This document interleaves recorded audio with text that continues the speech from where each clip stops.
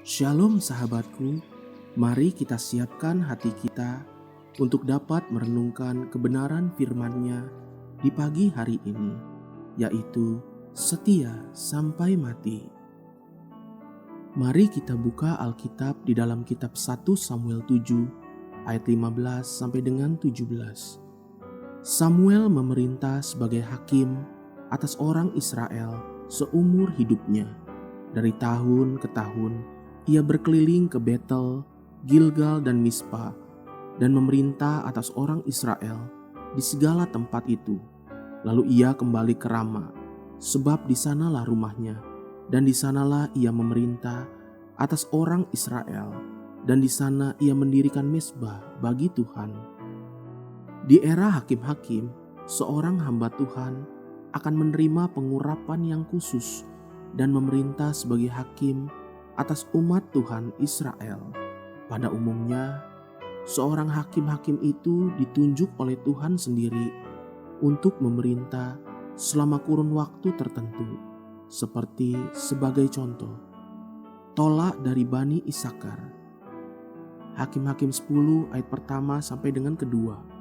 Sesudah Abimelek, bangkitlah Tola bin Pua bin Dodo, seorang Isakar, untuk menyelamatkan orang Israel.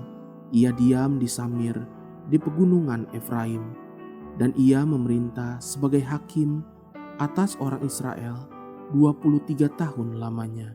Kemudian matilah ia, lalu dikuburkan di Samir. Yair, orang Gilead. Hakim-hakim 10 ayat yang ketiga. Sesudah dia, bangkitlah Yair, orang Gilead, yang memerintah sebagai hakim atas orang Israel 22 tahun lamanya.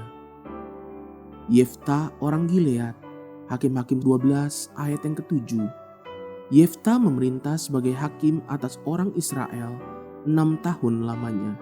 Kemudian matilah Yefta, orang Gilead itu, lalu dikuburkan di sebuah kota di daerah Gilead. Semua mereka mengerjakan pekerjaan Tuhan untuk kurun waktu tertentu saja. Namun tidak demikian dengan Samuel. Kitab 1 Samuel 7 mengatakan bahwa Samuel memerintah sebagai hakim seumur hidupnya. Berarti sejak dia masih sangat muda, masih anak-anak, ketika dia tinggal dan tidur dekat dengan tabut Allah di hadapan Tuhan, Samuel lah hakim yang diurapi Tuhan. Itulah sebabnya Tuhan berbicara melalui Samuel. Samuel adalah satu dari beberapa orang yang nyaris tidak ditemukan kesalahannya di hadapan Tuhan. Bahkan Samuel begitu dekatnya dengan Tuhan sampai dia menjadi seorang imam yang memperantarai Tuhan dan umatnya sedemikian rupa.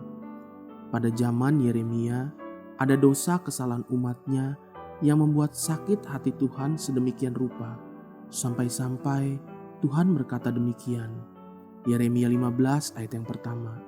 Tuhan berfirman kepadaku, sekalipun Musa dan Samuel berdiri di hadapanku, hatiku tidak akan berbalik kepada bangsa ini. Usirlah mereka dari hadapanku, biarlah mereka pergi. Tuhan bahkan membuat Samuel dan Musa menjadi standar kekudusan dan kedekatan mereka dengan Tuhan, dengan mengatakan bahwa sekalipun kedua hamba Tuhan ini berdiri di hadapan Tuhan untuk memohonkan belas kasihan Tuhan, namun Tuhan tidak akan berbalik. Satu perkara yang sangat nyata dari hidup Samuel yang luar biasa itu adalah karena kesetiaannya kepada Tuhan dan panggilannya. Samuel bukan pribadi yang mudah untuk bersungut-sungut dan menyerah. Sekalipun dia menghadapi orang-orang terus-menerus merongrong Tuhan dan kepemimpinannya, namun Samuel tetap setia.